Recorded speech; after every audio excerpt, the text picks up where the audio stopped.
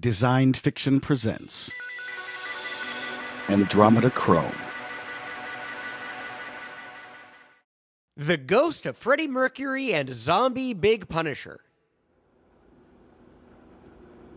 The family rode in the oversized SUV down the highway. There was a moment of thick uneasiness, followed by a long silence. How about some radio? Jeb turned on the radio from a button on his steering wheel. The car had an autopilot, but Jeb was the kind of man who seemed to only trust computers that provided him with pornography or sports stats. So he was driving. If you put on Joe Rogan one more time, you can forget about getting any kind of sex for the foreseeable future. Aw, Mom. Gross. Justin slid back on his headphones and stared intently at his phone. Pris spoke up. Can I pick something, please? My earbuds are charging. Oh God, no K-pop, or so help me I will drive us off a cliff. It's not music. It's an audiobook series. As long as there's no K-pop, I'm in. It's more like a comic book in audio form. I love this production company, Designed Fiction. They make the best ones. This one is about Freddie Mercury and Big Pun. Oh, hell yeah. I love it when they call me Big Papa. That's Biggie Smalls. This is Big Punisher. Oh yeah, I got nothing but love for you, baby. Dad, that's Heavy D. You don't know more about hip-hop than old Jay Quest. Remember when you were a baby and I bought you that Wu-Tang onesie? Dad, you got it on sale at Walmart. Shut up and play the damn podcast, smarty. Fine. Here it is. Jesus paced feverishly. He looked at his reflection on the screen of his phone. He had long dreadlocks pulled back. He noticed his dark brown skin was breaking out. He sighed at the sight of himself in such distress. Then he stared back at the floor, pacing back and forth, back and forth. His phone started vibrating. He almost dropped it with excitement. He spoke into the phone. The door is open. Come on into the den. Paused on the screen was a body cam video still of 4 policemen beating an unarmed black man. A gust of wind, filled with gold and silver glitter, filled the room with a scent of honeysuckle and cinnamon. Then, the ghost of Freddie Mercury stepped out of the cloud into the den. See, Fred? Look at this shit. Jesus gestured to the television. These motherfuckers are putting close-ups of this shit on the news. Killing my people in cold blood. My PTSD has been flaring up all day. He took hold of Freddie and shook his shoulders. Fred, are you hearing what I'm saying? I'm trying to smoke some weed and watch some friggin' Star Trek, and this race war madness keeps killing my vibe. Now I'm too upset to watch TV. I need you to go down there and handle this shit. Okay. Calm down, JC. Jesus looked Freddie in the eye with a stern glare. Fred, I'm the gateway to your salvation. Don't you ever tell me to calm down. Jeb hit the pause button on the steering wheel. Honey, this is blasphemy. Jesus wouldn't talk like that. Why? Because he liked drunks and prostitutes? It's only 15 minutes long. Come on, please. Well, I officially don't like it.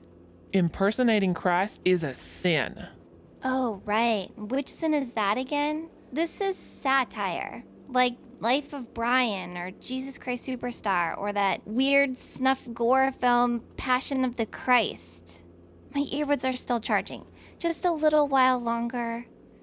Okay, rewinding a little and unpausing. Jesus looked Freddie in the eye with a stern glare. Fred, I'm the gateway to your salvation. Don't you ever tell me to calm down. Sorry, JC. No need to get all psycho ex-girlfriend on me. I just don't get it. Me. Why not Michael? Or Lazarus? Hey, doesn't Judas owe you a solid? Why me? How the fuck can I fix over 400 years of racist bullshit in America? I'm just a really handsome dude with a great ear for show tune style harmonies. What can I do? Where do I start? Stop complaining. Was I all whiny and shit when I died for your sins? Nah, I rolled through like a G. Then those Roman cops killed me for being nice to people, just like these brothers on the news. Someone has to make these cops pay, or else the world will fall into madness. People will stop believing in me. They may even start thinking the earth is flat again, or some crazy shit like that. You can start with ending this policeman lynch mob snuff video bullshit.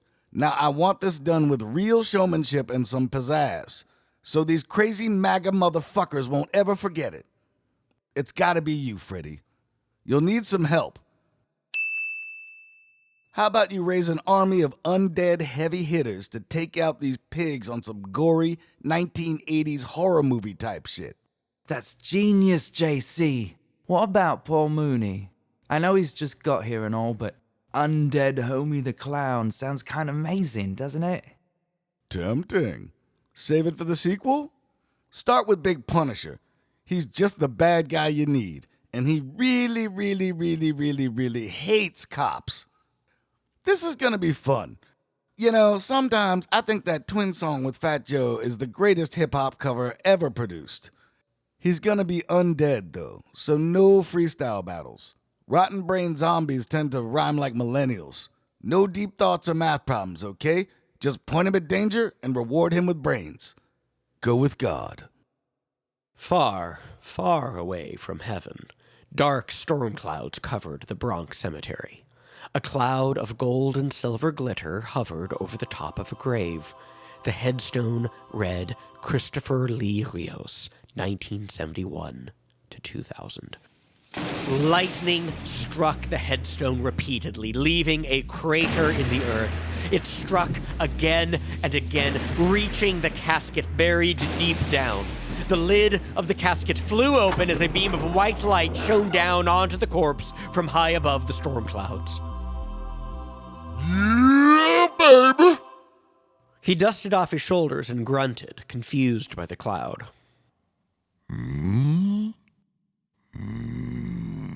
Frickin' zombies! So gross. How about we get you some breakfast, big guy? Who wants some brains? Brains. A few blocks away, a police cruiser slowly prowled the calm city streets. Let's swing through the park and see if we could catch some pothead chickies. Fuck yeah, bro. NYU chicks will do anything to avoid calling daddy for bail money. What's that smell? Cinnamon Toast Crunch? The car filled with a cloud of gold and silver flakes.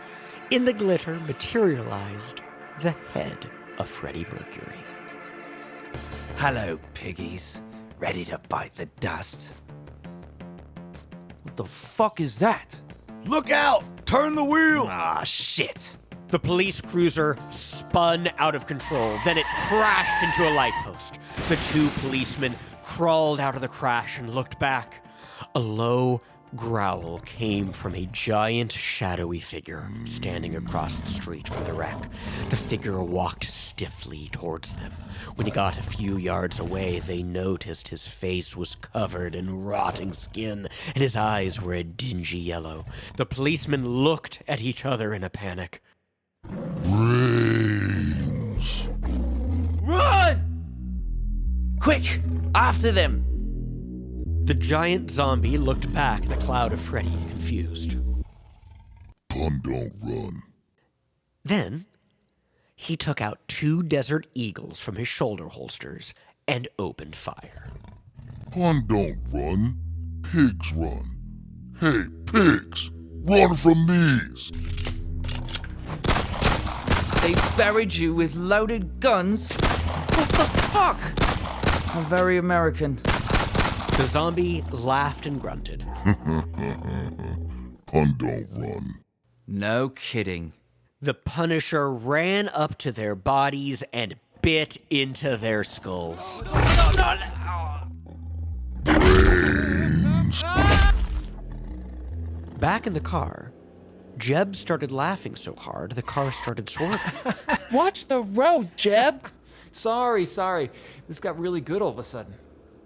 A few nights later, people gathered outside the courthouse. Angry, racist people with Blue Lives Matter signs.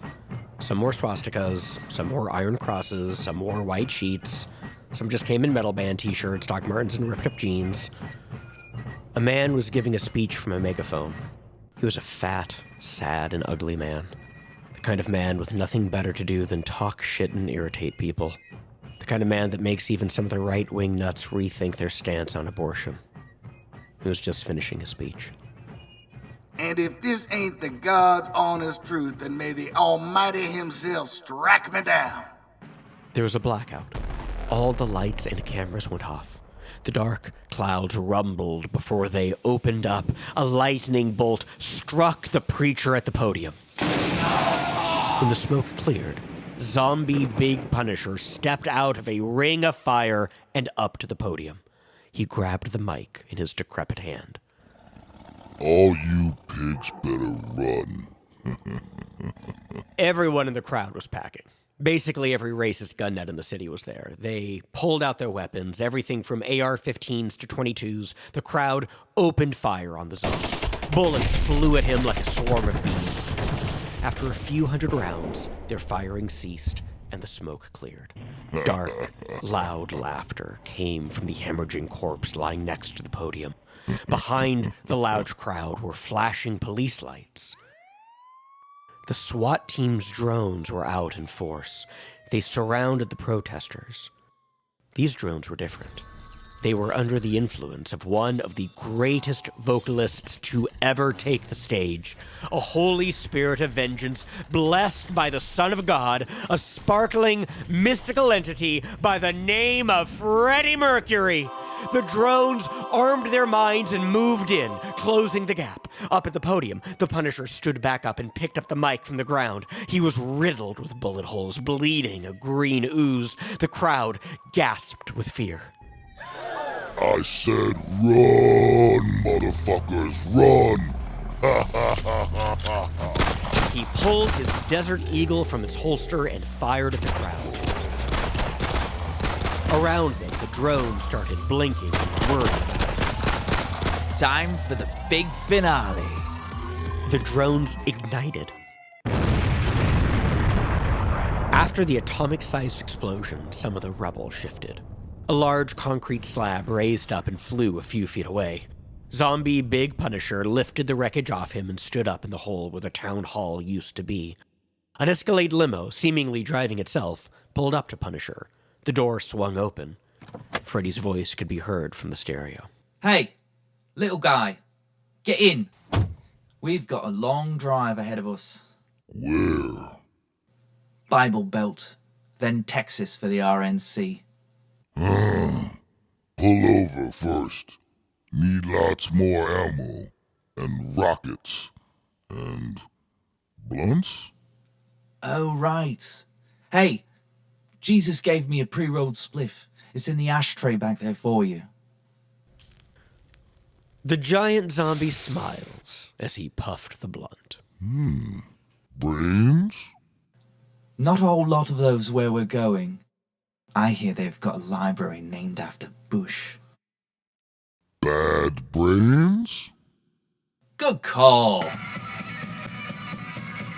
80s hardcore punk and clouds of acrid smoke billowed out of the windows of the limo as it screamed down I-95.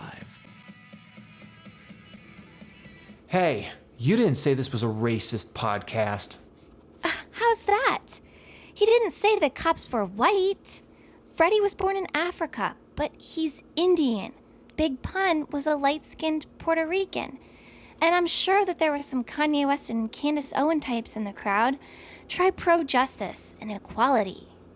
It's anti-white. You tricked me. This is some social justice warrior bullcrap. They stopped arguing when they noticed something up ahead. A large, dark-skinned man was standing in the middle of the road, waving his arms wildly. After me! Help! God damn. Jeb! Call the police, please! She's after me! She's crazy! Help! We don't have the time. Dad, you're being racist again. He looked like he really needed some help. We couldn't fit that big. Jeb! We don't have the time, damn it. A mile or so later, a small blonde woman was standing beside the road in leggings and a red blouse. She was waving her right hand over her head smoothly with a big, toothy smile. We better check this out. Jeb! It's the Christian thing to do, honey. What if you were stranded by the side of the road? Wouldn't you want someone to help you out? We haven't passed another car in a while. She's out here, all alone. Fine, Jeb. No flirting. Dad, you're being racist again. Am not. We can actually fit her in the car. This is all about logistics, honey. They pulled over. The small woman walked up to the driver's side of the car. Jeb rolled down the window. What seems to be the problem, little lady? Ew, you're disgusting. And you're sitting in my seat. She pulled a .45 from her purse. Hey, what the? She shot everyone in the car dead with 4 quick blasts. Then she pulled Jeb's body out onto the empty highway and got in the driver's seat. She pulled off and turned on the radio. What the fuck? No way. She spoke aloud to the car full of lifeless, bleeding corpses, as though they were old friends. You guys are listening to Bad Brains? This is my shit.